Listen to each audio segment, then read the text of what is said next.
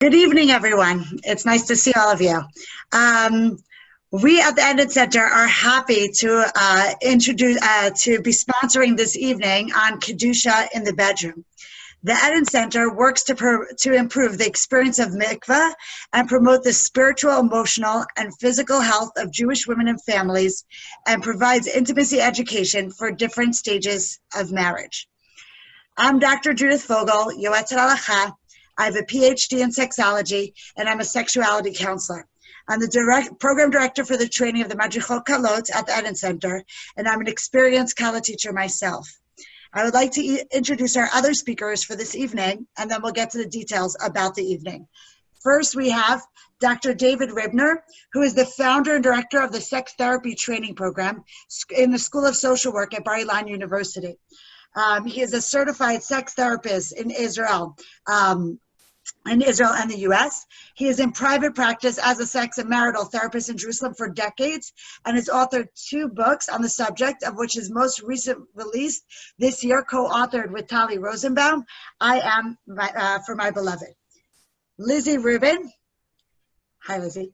She's an individual, couples, and sex therapist with special training in abuse, postpartum depression, pre-weds, and newlyweds. She directs Eden Center's mikveh attendant course programming in Israel and abroad. Thank you, Lizzie, for joining us. Jody Wachpress is the founder of the Oasis Center and specializes in marriage and family therapy and couples and sex therapy. She is currently pursuing her doctorate in clinical sexology. Thanks for joining us, Jody. Let me talk a little bit about this evening. Tonight, as always, we will be addressing questions that we have received in the field. I'm hoping that the answers will illuminate questions that individuals have and not just the specific case at hand. However, for tonight, I would like to start with a disclaimer. We are speaking about the issue of Kedusha in the bedroom. I want to state from the beginning that this is not going to be a halachic discussion. If you are interested in seeing sources on the topic, I will be teaching and hosting for addressing questions that we have received in the field. I'm hoping that the answers will questions the live stream. And not. Thanks. Okay, good. I hear we have a little time delay there, but I'll go again. I want to state from the beginning that this is not going to be a halachic discussion. If you're interested in seeing sources on the topic, I will be teaching for the Eden Center a 2-part course starting this Sunday, June 28th, on intimacy and halacha and understanding rabbinic thought on sexuality and pleasure with its practical applications. You are welcome to join. Registration is required. We'll put it up at the end of the webinar, but it's www.theedencenter.com/I&H. At the outset of this conversation, we want to acknowledge that there are a range of opinions and hashkafot about sexuality. There are some opinions that are more restrictive. There are some that allow a couple to explore almost anything as long as there is mutual consent. Many of the sources are suggestions or thoughts on sexuality rather than hard and fast halacha. And so I want to stress that even when we see the sources in the Makorot, it does not mean that it is halacha. You can get guidance tailored to where you are in your life and your community. So please keep that in mind as we go through the cases. We are inviting you throughout this webinar to send comments privately to Dr. Naomi Grummett, the director of the Eden Center, wave Naomi, who will be passing the questions on to me. At the end, we will display the panelists' phone numbers and emails, and if you would like to speak to any of the panelists further, they would be happy to do so. Let us begin. Case number 1. You begin. Oh, sorry, yes. Thanks, Naomi. Sorry. What? You could definitely send your questions to me. Oh, you want tea? But everybody who's on, please make sure that you mute yourself. It's also muted the participants right now, but I just wanted to welcome everybody as the director of the Eden Center and say thank you so much for joining. And I'm really thrilled that there are so many people joining this programming from all over the world, as you saw, and anybody else who wants to write in the chat where you're joining from. We're really thrilled to see. As I was looking over, Chile, Mexico City, South Africa, really like the whole world over. So thank you for joining us. And I want to thank from the bottom of my heart all the participants, Dr. David Ribner, Jody Waxpress, Lizzie Rubin, and obviously also Judith Fogel, Dr. Judith Fogel, really from the bottom of my heart for creating such a stimulating and frank discussion on topics that are not easy. And you are all such consummate professionals. It's really a pleasure to work with you. We've offered this programming from the Eden Center and a large number of programmings over the last number of months, addressing both corona-related topics and lots of other topics that are related to mikvah relationships, health, and well-being, which is part of our work, strengthening women's relationship to mikvah, improving the experience of mikvah, and really connecting it to our physical, spiritual, emotional, and sexual health. But this kind of programming and all the work of the Eden Center, from creating printed resources for mikvah and infertility or mikvah and breast cancer, to mikvah attendant training that stresses sensitivity, to a weekly Parsha podcast on women's wellness that is given by Shani Tarek, to our Kala and Chatan teacher courses, and really all the programming that we do can and does only continue with the support of every single person and people like every one of you who are participating on this call. And we really need your partnership and your financial support. So I'd like to ask each of you to consider making a donation to the Eden Center toward our programming in any amount that will help us to continue our programming. And you can do that on our website, www.theedencenter.com. I'll put the link in the chat as the session starts so that you can look at there. And we really, really hope to continue this series. There are a lot more topics to cover, but we really can only sustain our programming moving forward by, in the future, some of the upcoming programs will have a participation fee. And we hope that you'll all continue to join us and support us and spread the word to others. So thank you again for coming, and thank you again to the participants. And Judith, bevakasha. Oh, wait, you're muted. Okay. Thank you, Naomi. Case number 1. The title of this webinar is Kedusha in the Bedroom. Can you please explain the word Kedusha and how it relates to the bedroom? I always thought that those were two separate things. How do you make something physical holy? I think that's a great question. Perhaps Dr. Ribner, would you like to start with that one? Thank you, Judith. And thank you, Naomi.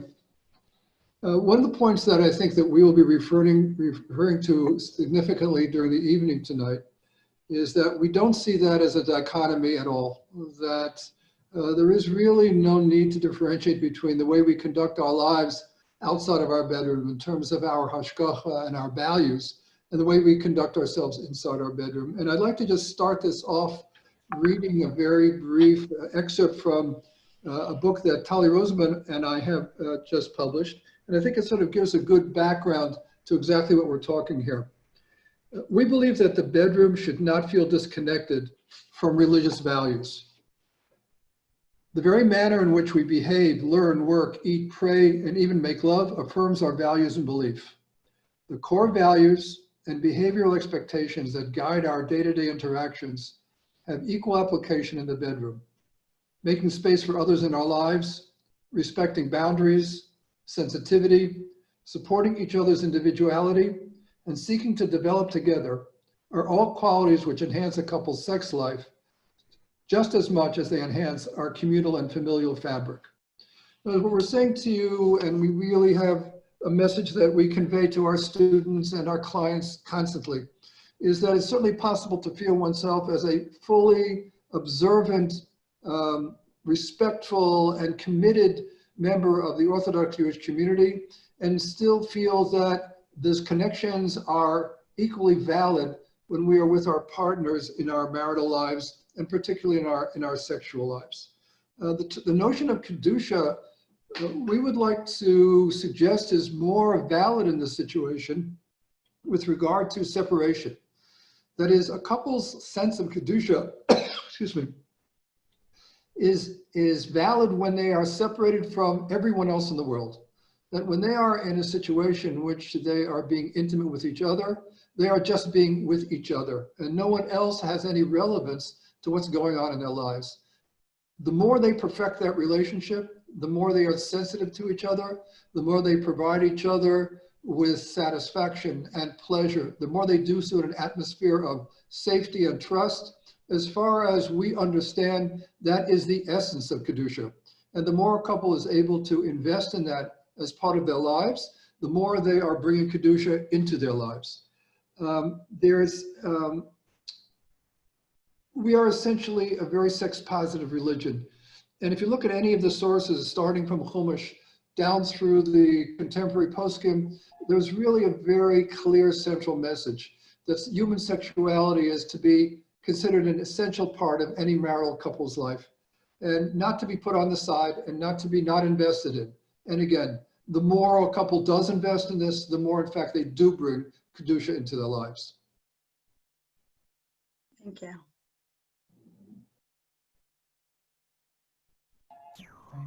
Jody, did you want to say something on it? Yeah. I just got confused for a second. Yeah, I feel like, first of all, thank you, Dr. Ribner, and thank you, everyone. These webinars are so much fun and they're so exciting to do.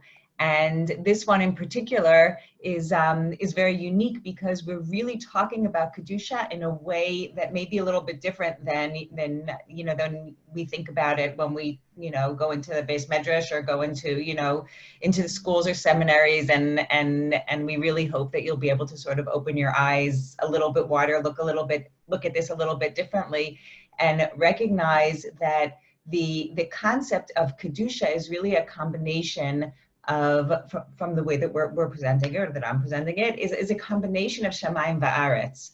Hashem created us in a way. I actually even looked up the source in Parshat Bereshit, Perek Bet, Pasuk Zayin. It says, "Veitzar Hashem Elokim et Adam afar min ha'adama," and God created man, dust from the earth. V'yipach ba'apav nishmat chayim, and he blew into his nose his neshama, nishmat chayim. Vayhi adam lenefesh chaya. Man is really a combination of shamayim va'aretz. I like to use the example of a helium balloon. When you think of a helium balloon, you go to a simcha and you have or a birthday, and there's this big, beautiful helium balloon that's sort of pulling upwards towards the sky. And, that's like equivalent to our spirituality. And the balloon is always grounded with some sort of a weight, something that sort of grounds it to the earth. And that's how we're able to appreciate it. So we as human beings really exist in that tension between the grounding weight and the helium in the balloon. And that is exactly what it says in that pasuk. And that's where Kedusha exists, in this space where we negotiate between Shamayim and Aretz. And that's our job as human beings. And when we talk about sexuality, specifically, as Dr. Ribner pointed out, in Judaism, it's a physical pleasure that we experience that enhances our spirituality. It's a real combination of the two. And I'm hoping that this webinar tonight is going to do that also, really enhance our spirituality by recognizing our human side and our spiritual side. Jody, you spoke about the fact that, this might be a different way that we're viewing it than what we learned in yeshiva and seminary. I actually think that this is the way that we should be learning it in yeshiva and seminary. I don't like to make that divide. In fact, I am a teacher in a seminary, but I don't like to make that divide. I like to be that this is the message. Kedusha is always a border city. Not Kedusha, Kadesh is always a border city. And it's always that place where you could choose to take something from the physical and make it spiritual, or you could just leave it within the world of the physicality. And I think that that's such it's a decision of each and every couple of how to bring that together for themselves, of doing something that is mundane, is very physical, but using it as a way of connecting to each other, and in that way being something spiritual. And that's so perfect because each couple is going to do it in a different way. Right. In the way that's good for them, in the way that elevates them. And I think that's really important. Lizzie, did you want to, I see you're piping up there. Okay, so I'd like to say two things. First of all, I think that Kedusha is a personal thing. Everybody looks at it from their own perspective. And for one person, it might mean more halachic, and for one person, it might mean putting into their relationship a trust and caring for each other, and a friendship. And look, we do halacha in all our lives, and everybody has different levels of halacha. But Kedusha is where we do chesed, and we do, we take midot, our characteristics, the way we behave is also part of our lives, and it's part of the Torah world also. It's not just one thing, it's a whole big, broad thing about the kind of person that we are. So when I think about, Kedusha in the bedroom, I think of what is the kind of person that we're bringing into the bedroom? What kind of relationship do we want to have with the other person? It doesn't, and I also want to say that it doesn't really start in the bedroom, Kedusha. It starts in the morning with the cup of coffee that you bring to your spouse. It comes with the whole attitude. There's a famous educator, sexual educator, Emily Nagoski. I think she was mentioned here before. And she says, how do relationships sustain for so many years? And she studied them, and she says there's two things. And one of them is a strong friendship, and the other one is prioritizing each other, making the other person important to you. So I'd like to suggest that that's Kedusha, making this relationship that we have on Me'ah V'Esrim, that we stay close and connected to our partner and make them important to us, and prioritize, make them number one. And that way we will have these long, beautiful relationships. And to me, that's Kedusha. I hope that's Kedusha to you too. Thanks. That was really nice. Thank you, Lizzie. I would want to continue on to case number 2. I have a few married friends who have told me that their college teachers told them to think holy thoughts when they are with their husbands, and that this is especially important when you're trying to conceive. I'm curious what that means. Who would like to tackle this one first? I'll do that. Okay, go for it. Okay. So I just want to say, when I was a kid or a teenager or something, I was really interested in everything. And so the only book that I had with information was the Kedusha Shulchan Aruch. So I started reading the Kedusha Shulchan Aruch, and it said, that you have to have holy thoughts. And I couldn't figure out, what does that mean? Does that mean I have to think about Rashi? Does that mean I have to think about rabbis? Okay, moving along many years, getting married, I realized that the holy thoughts that a person is supposed to have is, this is the person that I want to be with right now, here.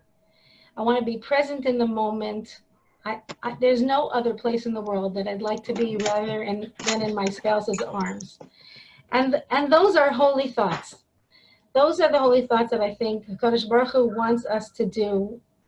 We don't want to think about any other people in the bedroom. That would not be holy thought. In fact, I think that's one of the few halachas that, you're not supposed to have anybody else in mind when you're together. So being present in the moment. I think that, we have a rational brain and an emotional brain. When we're together with our spouses and we're having a relationship, our rational brain closes down, our prefrontal cortex closes down, and our emotional brain wakes up. So it's not so easy to have rational thoughts and to think about rabbis and who knows what, or you shouldn't even think about what am I making for dinner later, or what there's a mess in the kitchen. Or the emotional thoughts are the Kedusha thoughts. Those are the ones that are holy. Thanks. I think it's always interesting. People always come and ask me the question. They're like, do we have to picture the rabbi in the white beard or the God figure that you might think of? And I think that's really, really inappropriate. David, Dr. Ribner, what do you have to say about that? I think I'd like to take that even a step further, which says that there is something that so disconnects people from the experience of joining their partner, either physically or emotionally, psychologically, maybe spiritually, by having any other thoughts in that room. And particularly having pictures of rabbis on the walls should not be something that anyone has advocated as having an aspect of a positive element in their marital relationship. And I think another point here that we would like to emphasize is that while madrichot and madrichim of the chatanim and kalot certainly serve a function in the current structure of how we prepare young people for marriage, they are not poskim. Okay, they are transmitting a generalist piece of information that they may have gleaned from some source, a course, a lecture, even some reading, but they do not have the status of poskim, meaning that if they declare that something is particularly forbidden, one should be very careful before assuming that that is in fact what the world of religious Jewry holds to be normative behavior. And in those kinds of situations, we certainly would advocate that someone consult with the rabbinic authority, with the halachic authority, just to make sure that in fact that is what is being sort of promulgated here as a basis for continuing this relationship that should be based on Kedusha and not fear and not trembling and not hearing from other people who really are not appropriate sources for this. I think people very often make that error. I think they make an error that Lizzie talked about before, which is you open up a book which you assume is going to be reliable. In this particular area of how we conduct ourselves, it's very often difficult because we lack a certain level of objectivity for us to make decisions that we may be entirely comfortable with on the one hand. On the other hand, may in fact be beyond what we need to be doing, maybe more strict than we need to be doing. And in those kinds of situations, consulting someone who truly is an authority ends up being often a very much of a relief for these couples because what they've assumed is a very strict position may not in fact be valid for them at all. We'll talk more about rabbis later on as we move on in our discussion tonight, but I think that it's critical here that people realize that, as we said at the very beginning, there may be very variant positions here. And it's important that people realize that a position that they hear for them is maybe specifically for them and not necessarily maybe for someone else. So don't hesitate to ask if you need to ask, and be aware that the people who should be the front line of being asked are not necessarily the madrichim, madrichot. They will provide advice, but with regard to specific determinations, speak to someone who's a recognized authority on this.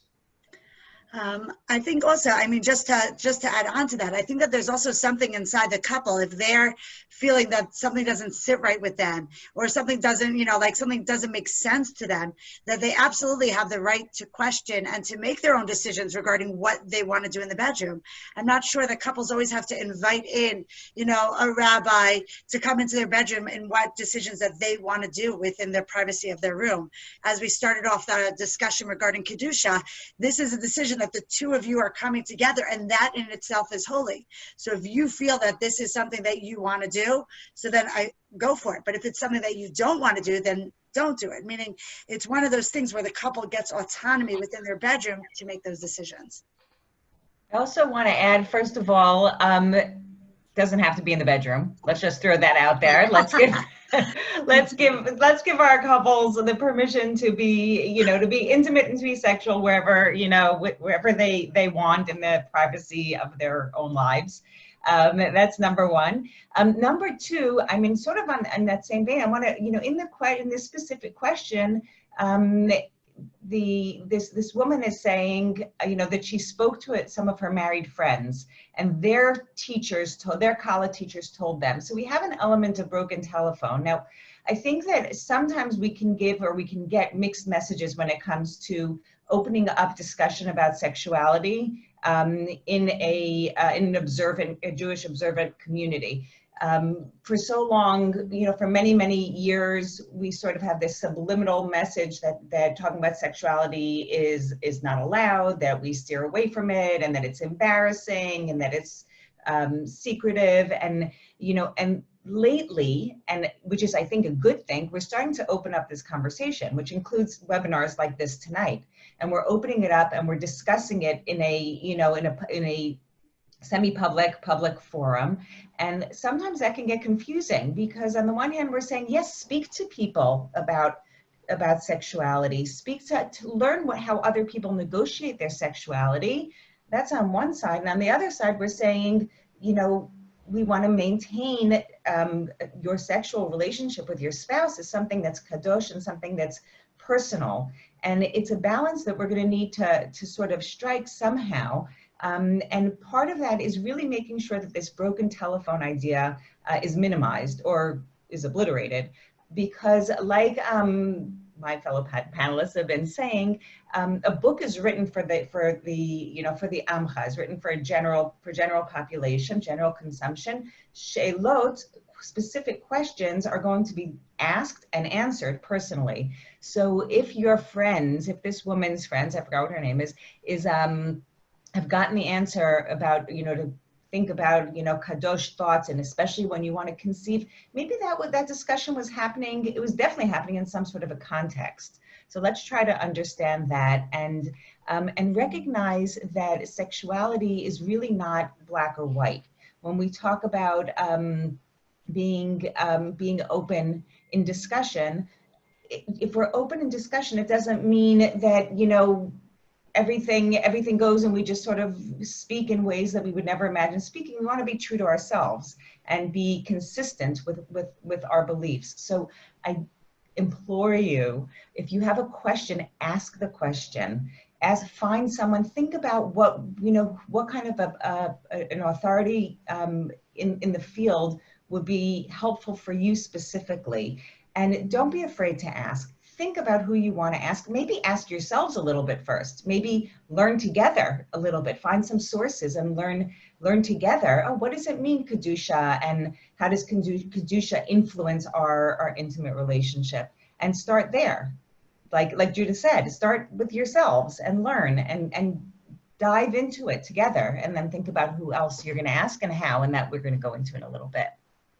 I think also, Jody, you were talking about the Kala teacher, and same with Dr. Ribner. I think it's really important that people choose chatanim, teachers and Kala teachers, where they understand what hashkafa they're coming from, and to make sure that they're in line. I also do want to say, some people talk about learning with a couple together and, making sure that you're in alignment and making sure that everyone has the same beliefs. I also think it's important for a couple to be able to have that discussion.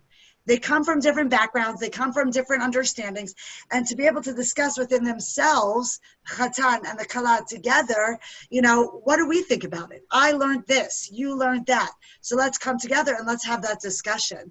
So I think it's important to find someone that's like, within your world and your understanding of Judaism. In addition, that it's okay if that person is a little different. I think that you need to question and to think about things and be autonomous in that way. Judith, I just want to add one point here, because I think Jody very correctly raised a dialectic here, which is that we're talking about which may on the surface be perceived as two very separate experiences. And just imagine this young couple who have been raised in a certain atmosphere and in certain values, and then on their wedding night or very close afterwards, they're expected to get into bed with a partner, be entirely naked, and still feel consistent with those values. I don't think any of us mean to underemphasize the importance of how difficult that may be. And that's a moment when, in fact, you're not sure that you are still consistent with the rest of your life in terms of being a person who has Kedusha as almost a minute by minute, hour by hour piece of their awareness. What we're saying to you is that there is no dichotomy. The dichotomy does not exist. You may feel that way. You may have some difficulty doing this transition, but we're saying is this aspect of your life is every bit imbued with the kind of Kedusha that any other aspect of your life is imbued in also. And again, we underscore the difficulty that may be for people. We want to tell you that it's worth investing in. We want to tell you it's worth moving in that direction. I just also want to add a few things, Judith, because this topic is, brings up a lot of interesting feelings. I do think that the job of a Kala teacher is to prepare the girl so that when she gets to that point, that she doesn't feel the dichotomy. And the same with the Chatan. Okay, that they do feel that when they're getting married, they're doing something positive, they're doing something good, and it may take them time till they get used to it, but that doesn't mean that they're doing something wrong. a good kala teacher, a good chatan teacher will bring in the holiness and bring in the positivity about how wonderful a sexual relationship is. And it should go from there. If the girl is afraid, then it really is a job for the kala teacher to work on that before she gets there. There are a lot of kalot and chatanim that do not talk about sex before they get married. And as much as, I also think that it's okay for them to talk. After all, they're going to be married for so many years and they're engaged. But there are people there that do not talk about and they wait. So I think it's a good idea to use the chatan teacher and the kala teacher to be some sort of a go-between and make sure that they're on the same page. What? To make sure that they're on the same page. Oh, someone's not muted. That's what's bothering me. Yeah, we're finding her. And anyhow, and the last thing I wanted to say is that we were talking before about the relationship being going forward. A lot of times people wait 10 years.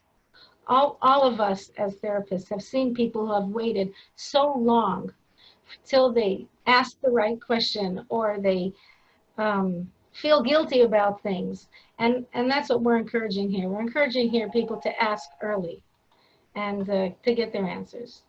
Amazing. Thank you so much. Okay, let's go on to case number 3. Anael and Itamar have been married for 5 years. They have an ongoing debate between the two of them. Itamar would like to have oral sex, and Anael is really concerned since she learned with her kala teacher that this is halachically not allowed. Can you help them navigate this conflict? I'll try to help them navigate. Sounds good, Jody. Okay. First of all, Anael and Itamar, you've been having this debate, and let's change the word to discussion. I hope. I'd like it to turn into a discussion for 5 years. That means this is something that's really important in your lives. Otherwise, it wouldn't be an ongoing debate for so long.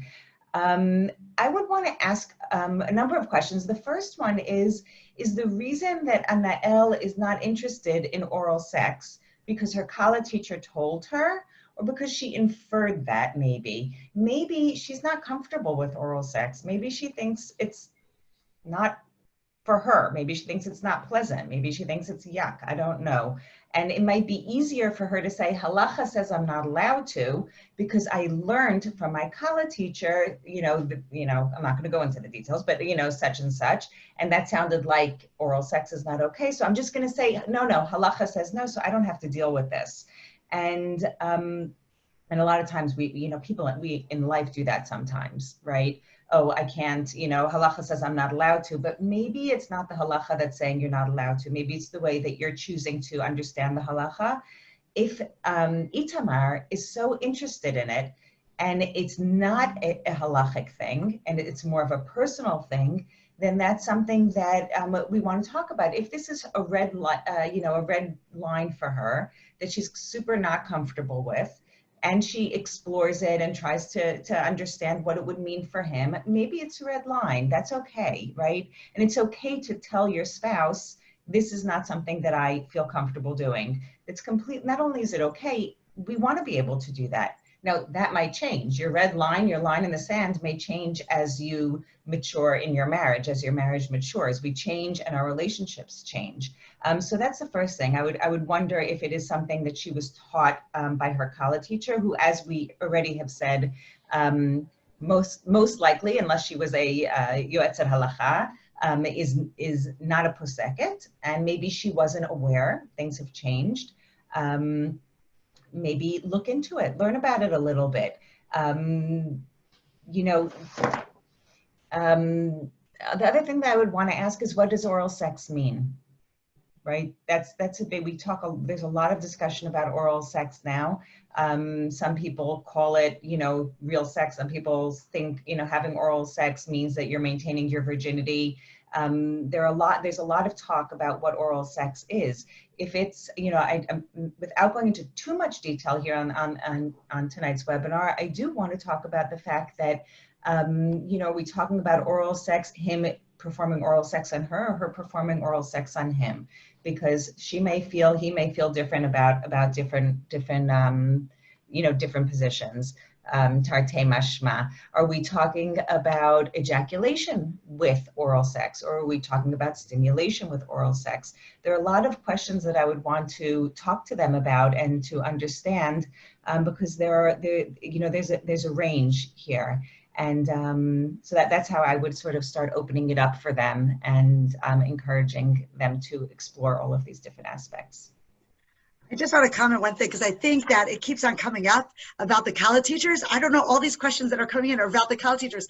We really do have some great college teachers out there that have some really open opinions, especially through the Eden Center, where we train them to have open opinions regarding sexuality. So again, research your college teacher. Not all college teachers speak like this. Not all Khatan teachers speak like this. So I think that that's one point that I wanted to make. Don't give them such a bad rep. They're good. They're very good.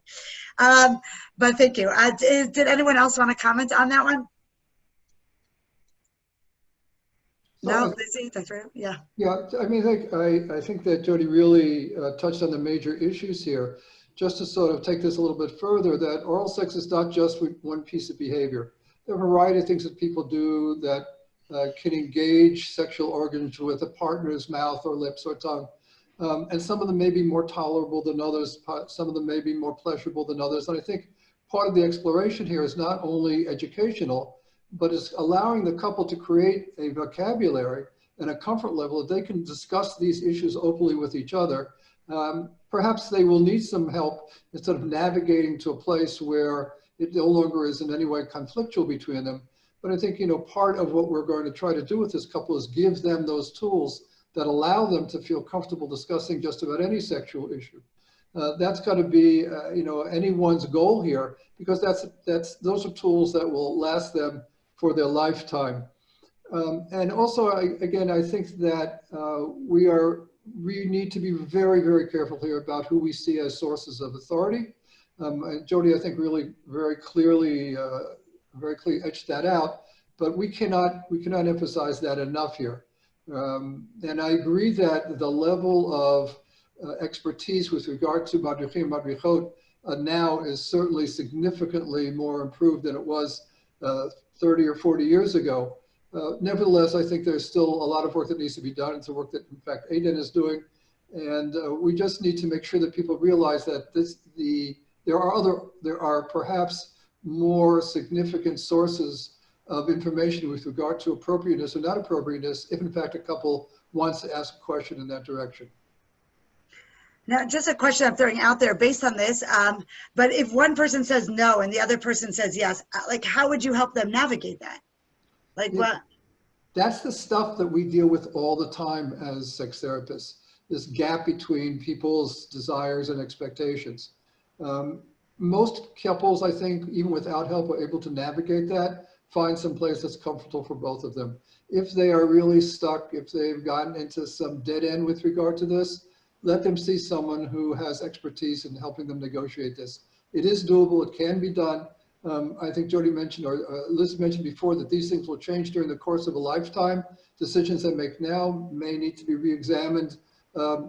Intimacy before your first child is not the same thing as intimacy after your first child. That's just one example of this. So it is possible for a couple to be able to get to a place where there is a certain level of acceptance and comfort level. And I don't think that that's necessarily the most difficult of the challenges that they will face.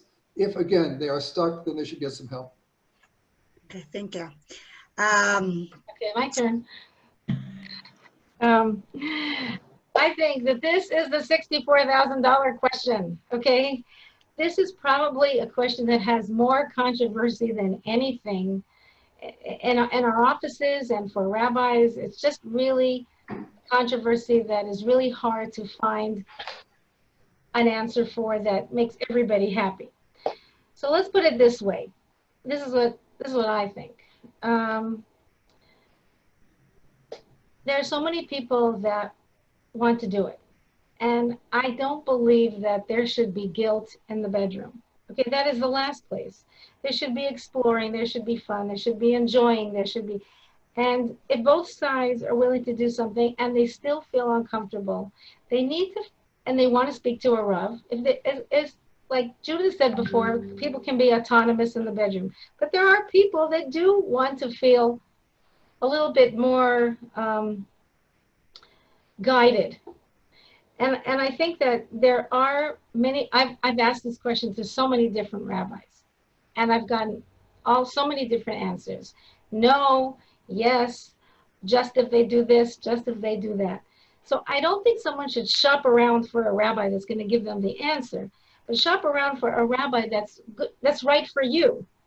Okay, shop around for somebody that is open and that understands, that you could talk to them and say, this is what we need and this is what we, because couples should not feel guilty. They're going to do it anyways if they want to. It's just going to happen. They're just going to wait and wait and wait, and then it's going to happen. And I think, like I said, no guilt in the bedroom, but if they need some guidance, it's out there for them. And there are so many different opinions that people should find a place that they feel comfortable. Thank you. Thank you, Lizzie. I'm going to move on to the next case, which is very much based off this other case, was about rabbis. This one came in that said, I'm a person who asks my rabbis all my questions. I feel really comfortable speaking with my rabbis. I feel really comfortable speaking with their rabbis. When it comes to issues in the bedroom, I feel really awkward. Do people really ask rabbis these questions? Do I have to ask a rabbi such intimate details? Can you steer me on how to deal with this? Dr. Ribner, do you want to start with that one? This is an issue that is of concern to us because we'd like people to be able to have some comfort level in asking these questions, but we'd like to offer some guidelines about how to do this. And I think Lizzie sort of began this in a manner that was very fundamental, and that is you need someone who knows you. If you're a couple and you have an issue that you're not concerned about and whether or not there may be some halachic ramifications, you need a rabbi who knows you personally, who knows your situation, knows where you are in your lives at this point.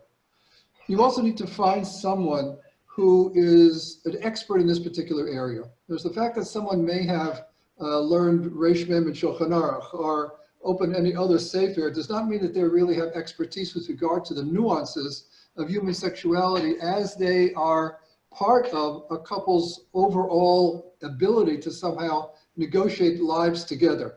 The rabbi needs to have a real sense of expertise in this, experience in this. If you're not sure who that is, ask around. People know who the authorities are who may be able to provide this for you. I think it's important also that couples, before they see the rabbi, are very clear with each other about what they're expecting from that experience, what questions they would like to ask. And by the way, it is really critical that both people go. The rabbi needs to hear the voice of both members of this couple. The rabbi needs to hear how both of them are, what their concerns are, what their feelings are, what their trepidations may be. Right? He will make a decision based on that as much as he will base it on what his source material tells him. So make sure you know in advance what you want to ask. If you have some preconceived notion about what you expect to hear from the rabbi, you're wasting your time. Okay? This is not a place for one marital partner to prove to the other that they may be right about a particular issue in terms of human sexuality. We also encourage you to only give over the information that you are comfortable giving over. In other words, if the rabbi asks you a question that you feel is overly intrusive, you should not feel any obligation at all to respond to that question. You need to leave the rabbi's office feeling that you have not revealed anything more than you feel comfortable revealing. And if something feels off, if something feels that it's not right, if you feel that somehow the atmosphere in that room is not appropriate to what you are dealing with, what you want to come with, feel free to get up and walk out and find some other halachic authority who can perhaps deal with this in a manner that is not only based on a significant level of expertise, but also the capacity to make the people who are sitting in front of him feel comfortable talking about this very sensitive area. And finally, one other point. Rabbis are human beings. They have their own sex lives, okay? And we have no way of knowing, you have no way of knowing whether or not that is satisfying to them, whether or not it's conflictual for them. But certainly it's likely that the responses that they may give may be based on their own experience as sexual beings as much as anything else. perhaps very different than many other, most other areas in which one would consult a rabbi. The rabbi will have some personal connection to anything that's being said here, positively or negatively. We would hope that he has, by this point in his life, when he's comfortable with this material, is comfortable with his own sexuality, so that it doesn't fold over into what he's dealing with a couple that's consulting with him. But it's certainly possible. And if you're in doubt about that, if you're in doubt in any way about that, then you really have the obligation to find someone else to help you deal with this problem. I just wanted to add it in. Oh, thank you. I just wanted to add it in that, you know, just based on my research of Orthodox women, a lot of women are making those decisions on their own. They're not going to the rabbis to ask the question. So I think that Dr. Ribner, you've answered for the population that really does ask halachic questions and wants to know what the halachic answer is. But I think that there's a whole range of people within that. And there are people who understand, let's say, the rubric of halacha, or I would say like I'm missing the word, but like the thought, the setup, the whole, you know, basic concept of it. And they're looking to see if, you know, what they're doing fits into their understanding. So they're making their own decisions on that. And if you don't feel comfortable going to the rabbi, there are a lot of people that don't go and ask halachic questions based on this. If you feel that this is something that is bringing you closer to your husband and this, or your wife, and bringing the two of you closer, and it's similar to what we described in the ideas of Kedusha in the bedroom. So I think that this is something that you can make a decision on your own and decide whether to do it. So if this person doesn't feel comfortable asking a rabbi, if there are people that, you know, feel comfortable with that, I think that they don't have to ask a rabbi or a halachic authority regarding whether they could do something specific in the bedroom with their loved one. But if you are a person that does want to ask a rabbi and you still feel uncomfortable, which is what this question is all about, feel awkward, I think that today there are so many different ways to ask a halakhic authority. Okay, there is email, there is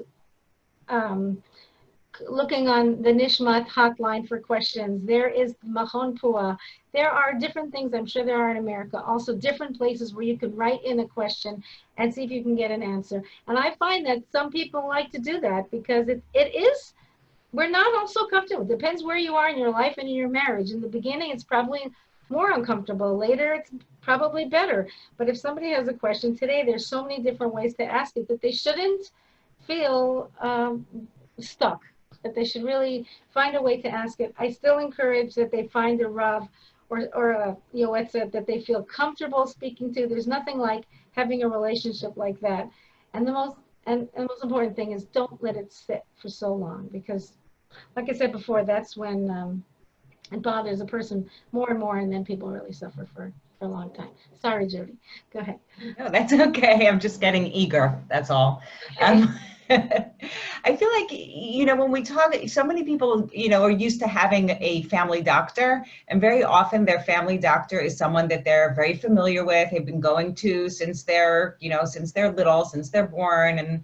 And it seems like that's the person that it seems like it should be so comfortable to talk about all of your medical issues. And somehow when you know, go through puberty and you become an adult, sometimes opening up to this family doctor is hard, because the family doctor knows you and your family and so much about you that you feel like this is an area that you'd rather speak to someone that maybe has a little bit, you know, maybe is able to see you from where you are now, as opposed to where you've been all along. And I think it's very similar with asking shilas, especially about sexuality. So the Rav that you may feel super comfortable with, and I've had this question come up numerous times in my office.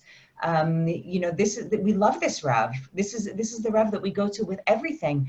But I really don't feel comfortable asking him if oral sex is okay, or I really don't feel comfortable asking him what the definition of shfichat zera is, and if, you know, outer course is okay, ejaculation outside of the vaginal canal, because it just feels weird. This is a Rav that, you know, married me under my, I don't know what the examples are. And that's where it's important to really identify what your question is. Really try to understand if you're asking something very halachically specific, or if you're asking something more relationally specific, more emotionally specific. and to get the answers to that also. Like you're saying, Judith, like it's the exploration that you're doing together on your own and together as a couple to really understand what the question is, and if you feel comfortable coming to a decision on your own, or if you feel like you need sort of like the halachic stamp of approval. I had this conversation just recently in my office, and what we did is we explored that and we unpacked it, and we really and at the end of the day, they went out feeling, I hope, that things were a lot clearer for them, because they knew what they were asking and what they didn't want to ask, but they felt a little bit funny about asking. That's really important. Just a word of caution. Yes, there are many places that one can ask these kinds of questions to, but people should not be asking questions to anonymous websites. Okay, there is no way of knowing who is answering that question or whether or not there's any reliability whatsoever. If it's a website that has connected with an established organization, you know the reputation, and you can depend on them, then that's certainly an option that's available. Secondly, if you go to a rabbi and you already know that you need him to say yes, and he does say no, you've put yourself in a situation I think both Jody and Lizzie have referred to. That's an untenable situation. If you're already convinced that you want to do something and you just want to make sure that the rabbi says yes, and he might say no, you might want to think twice about whether or not it's worth your while asking that question. Excellent. Excellent points, everyone. Okay, I'm just going to read a question that came in. For many people in frum circles, sexuality, intimacy is something that we get absolutely no experience with until we get married. How does one get comfortable with it and eventually enjoy it? Okay, I want to jump in real quick. Sexuality/intimacy. Intimacy is something that we should be comfortable with from the moment we're born. Intimacy is a huge umbrella. We've talked about this on other podcasts, that there are 8 types of intimacy. There are probably a million types of intimacy. Feeling close with someone is intimacy. So I would like to encourage you to open up your mind to your experiences with intimacy in general, and sexuality and sexual intimacy as a sort of like as a spin-off from there. So try to think of the places that you are comfortable with intimacy and let that sort of help you with your sexual intimacy. That's all I'm gonna pass on, because I sort of got stuck on that. And I think there might be also 2 people who have no previous partnered sexual experience or coming together for the first time, assuming that they do have this emotional base that Jody is talking about. I think there is something that's exciting about exploring this new aspect of their lives together.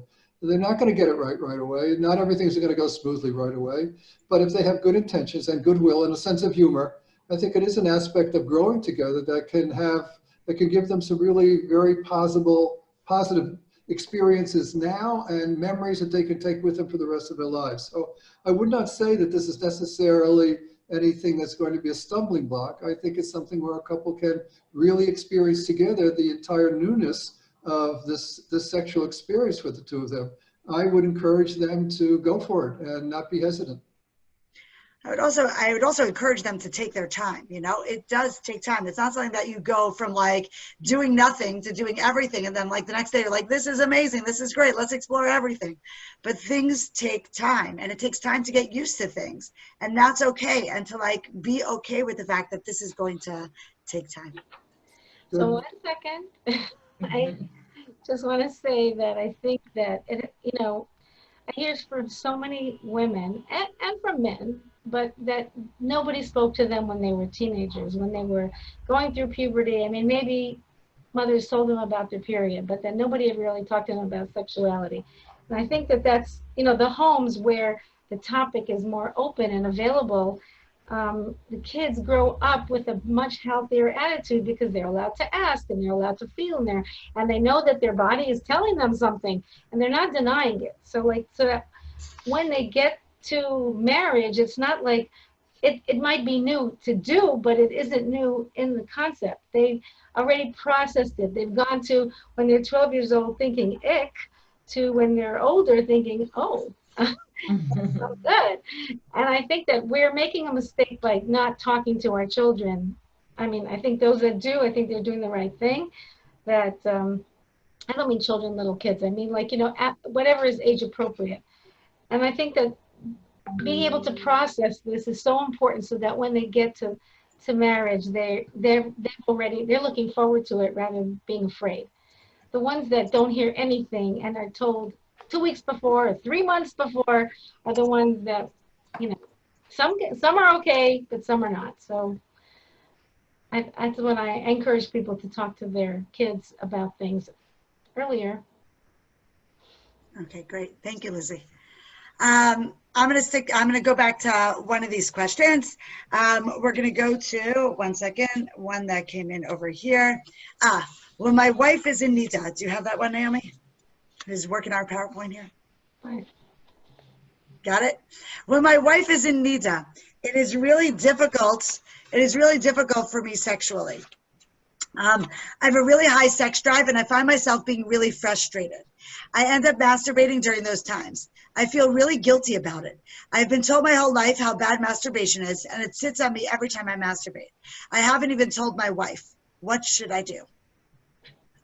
Who wants to start with that one? I'm happy to start with it.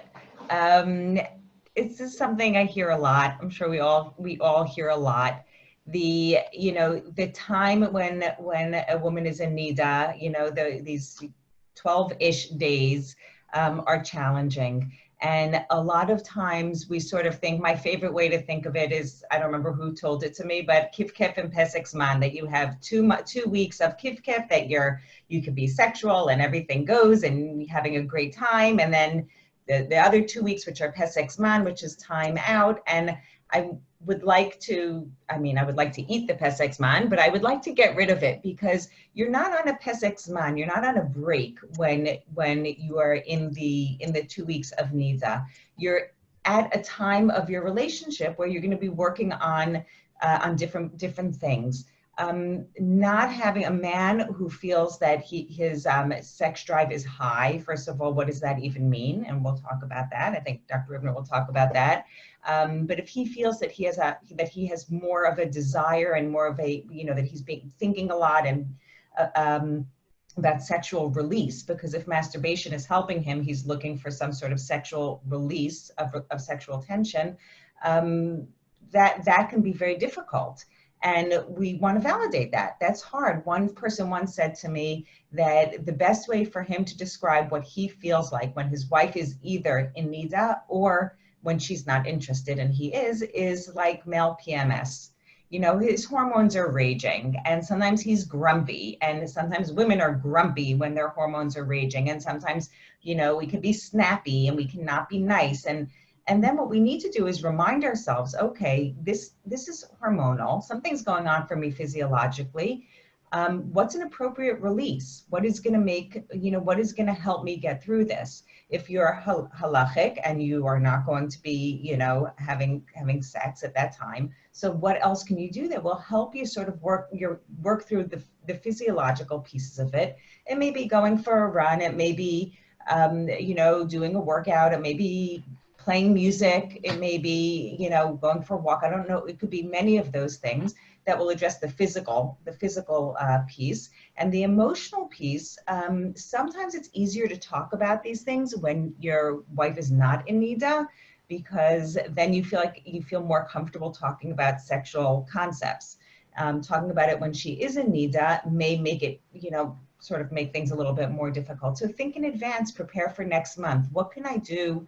What can we do to make this period of time a little bit more manageable? And you know what? If you feel tension, sexual tension, if you feel a little bit grumpy,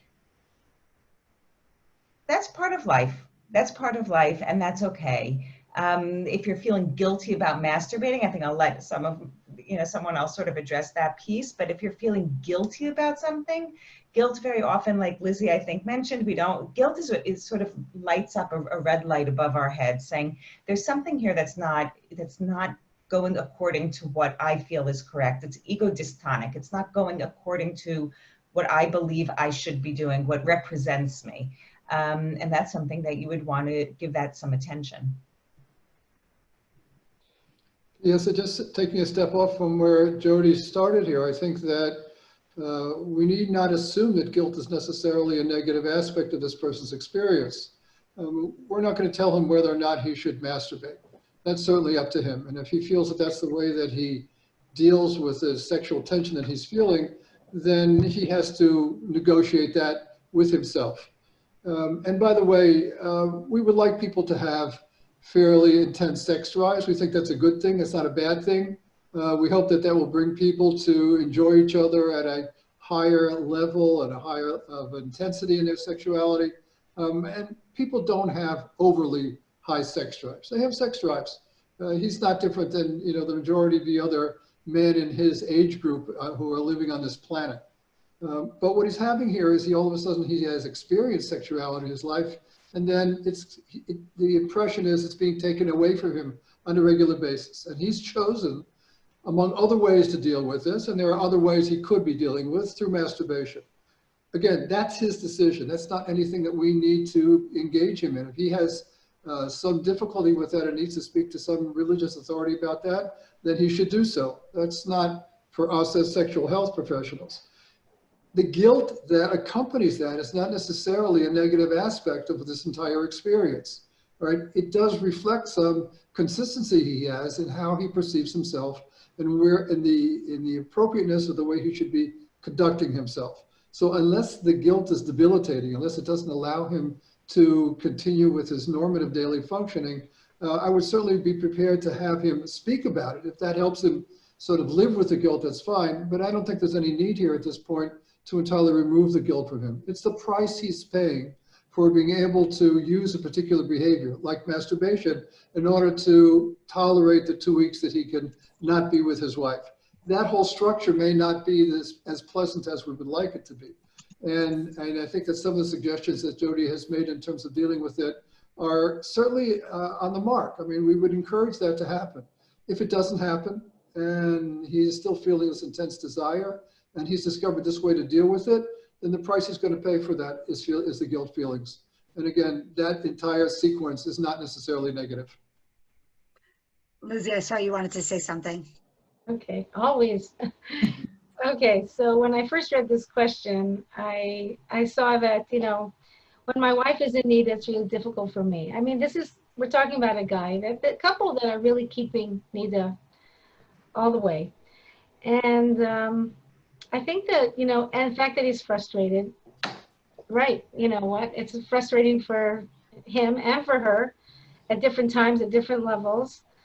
But the part about this question that concerns me is that he says, I haven't even told my wife. See, Jody, I beg to differ with you. I think that the less secrets there are between a couple, I think the closer they can be. I think she could be of help to him when he expresses to her how hard it is and that he masturbates and that he feels uncomfortable about it. But this is, and she could, a good partner will probably say something like, I get it, I also miss you and I also need you. Let's go do something. Let's talk about it. Let's go do something fun together so that we can make the time pass till I go to the mikvah. I mean, I think that's what most people do. Everybody's frustrated if they have a good sex life and they can't wait, to be together. I think it's normal. And what do we do about it? We go ahead and we find other ways to distract ourselves and to do things that are pleasurable. And I think if the wife can be partnered into his secret, he would feel a lot less frustrated because he would be able to talk about it. The more you talk about something, let's take something out of you instead of keeping it inside of you, the better it is, the easier it is. So my suggestion to them is to make Nida a time of emotional intimacy where you can talk about anything and everything. As far as I understand, one of the only things you're not supposed to do during Nida is turn the other person on. Okay, but talking about how much you love each other and talking how much you want each other, miss each other, can't wait to be together is emotional intimacy. What else? I think that's important. So I think they should talk. Thank you, Lizzie. I just see that the time is, we're going over our hour here. So there were so many questions that came in tonight that we want to address, but maybe we'll save some of those questions to do either a part 2 or incorporate them in our next webinar. So please, thank you for sending in all your questions, and we will address them in a further webinar. But because the hour is late, I would like to conclude, and I want to thank the speakers for their time. We've heard a lot of experiences, ideas, and suggestions that were helpful. We want to remind everyone that there's no such thing as a one-size-fits-all solution, right? Individuals or couples are not alone, and they're encouraged to seek assistance from professionals when the situation warrants. We have all had our challenges and have come out stronger because of them. We wish everyone continued health and look forward to seeing you at our next session. Please feel free. These are the phone numbers of all of our speakers and their email addresses. Please feel free to reach out to them. Thank you much for joining us. Good night. I just want to add for anybody who wasn't on at the beginning that if you did want to have the halachic discussion at length, this Sunday night will be the first in a 2-part series of Intimacy and Halacha, Understanding Rabbinic Thought on Sexuality and Pleasure and its Practical Application. You are welcome to come and learn the sources. You have to register for that at www.theedencenter.com/I&H. So thank you and have a good night, everybody. Good night. Good night. Shabbat shalom, everyone.